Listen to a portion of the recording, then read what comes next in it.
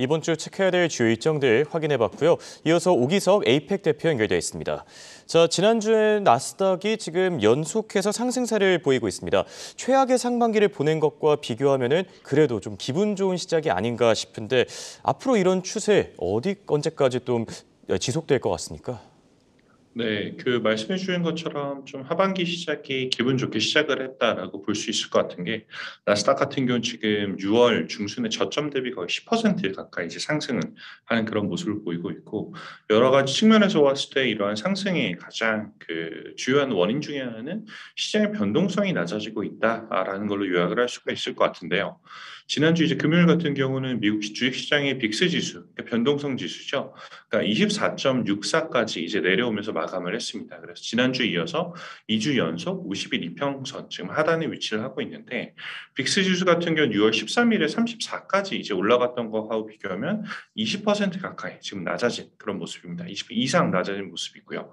특히 올해 6월 같은 경우는 미국 주식시장이 하락을 하는 가운데서도 변동성이 치솟지 않는 그런 모습을 보여줬다라는 게 이제 보통 바닥이 근접했을 때 나타나는 패턴 중에 하나다라는 점에서 이제 의미가 있다라고 생각이 드는데 빅스 자체적으로 조금 더 보면 지금 5일 동안에 한 마이너스 7% 가까이 내려왔고요. 1개월 기준으로는 10% 이상 지금 하락을 하고 있어서 빅스의 과거 장기 평균인 19에서 20선 가까이 지금 근접하고 있는 그런 모습을 좀 보이고 있습니다. 그래서 과거 1년 동안 이제 빅스의 움직임을 살펴보면 50일 이평선을 상향 돌파하는 구간에서는 시장의 하락세가 그리고 반대로 50일 이평선을 하향 돌파하는 구간에서는 시장의 반등세가 나타났다라는 점도 한번 볼만할 것 같고요.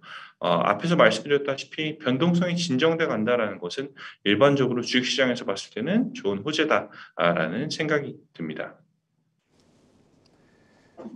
말씀하신 대로 주식시장의 변동성 계속 낮아지고 있는데 반면에 채권시장의 변동성은 지금 최악이라는 평가를 끊이질 않고 있습니다.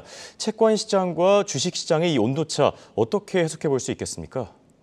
네, 말씀하신 것처럼 지금 채권 시장하고 주식 시장 같은 경우는 전혀 다른 지금 시그널들을 내놓고 있는데요. 채권 시장의 변동성이라고 일반적으로 많이 이야기되는 게 MOVE 인덱스, MOVE 인덱스라는 게 있는데 지금 이 인덱스 같은 경우는 나타내는 위험의 수치가 코로나19로 시장이 급락했던 상황보다 더 안 좋은 시그널들을 지금 내놓고 있는 그런 모습입니다. 그래서 지금 경기 침체 혹은 경착륙이 이제 기본 시장의 시나리오로 되고 있다라는 것을 채권 시장에서 반영하는 이제 그런 모습이고요. 특히 현재 이제 경기 침체의 판단이 되는 주요 지표 중에 하나가 이제 미국 국채 2년물 그리고 10년물의 스프레드 차이다라고 보통 이야기를 많이 하는데 이 2년물, 10년물 스프레드 같은 경우는 지난주 수요일 이후로 다시 한번 역전 현상을 지금 보여주고 있어서 채권 시장에 반영하는 경기 침체 리스크를 보여주고 있고요. 또 저희 크래프트가 자체적으로 개발한 인공지능 모델에서도 주요한 위험 변수로 인식됐던 이 스프레드 같은 경우는 이제 올 초 같은 경우는 80 베이시스 포인트 이상 벌어져 있던 게 지금 역전 현상까지 나타나면서 좀 마이너스로 역전이 됐다라는 것을 참고를 해보면 채권 시장 참가자들이 경기 침체 리스크를 굉장히 강하게 인식하고 있다라는 점으로 해석할 수 있을 것 같습니다. 네, 지금 상황적으로 보면은 어쨌든 이 주식시장 참가자와 채권시장의 참가자 입장이 같아 보이는데 왜 이렇게 다른 양상이 나타나는지 그 이유에 대해서도 짚어주시죠. 네, 한번 간단하게 이제 체크를 해보면 우선 주식시장 참가자들 그리고 채권시장 참가자들이 시장의 투자 기회를 바라보는 그 기간의 범위에서 가장 큰 이제 차이가 나지 않을까라는 생각이 드는데요. 주식시장 참가자들 같은 경우는 상대적으로 짧은 한 3에서 6개월 정도의 기간을 바탕으로 투자 의사 결정을 하고 채권시장 참가자들 같은 경우는 보통 장기, 채권 만기가 워낙 길다 보니까 뭐 3년, 5년, 10년 등 이런 기간을 보고 투자를 하다 보니 양자 간의 시각의 차이가 있는 경우들이 많이 발생을 하게 됩니다.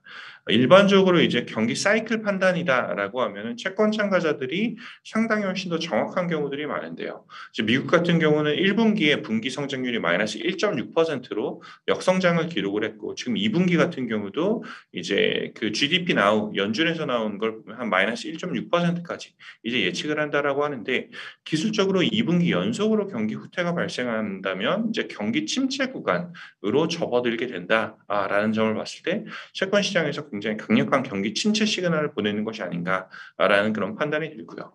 이러한 이제 불확실성은 2022년 하반기에도 존재할 가능성이 높다라고 판단이 됩니다. 그래서 투자자분들 입장, 특히 주식 투자자분들 입장에서는 이제 홈런을 노리기보다는 방망이를 좀 짧게 잡고 투자 기회를 노리는 그런 지혜가 필요하지 않나 라는 조언을 드리고 싶습니다. 지금까지 홍콩에서 크랩테크놀로지스 오기석이었습니다.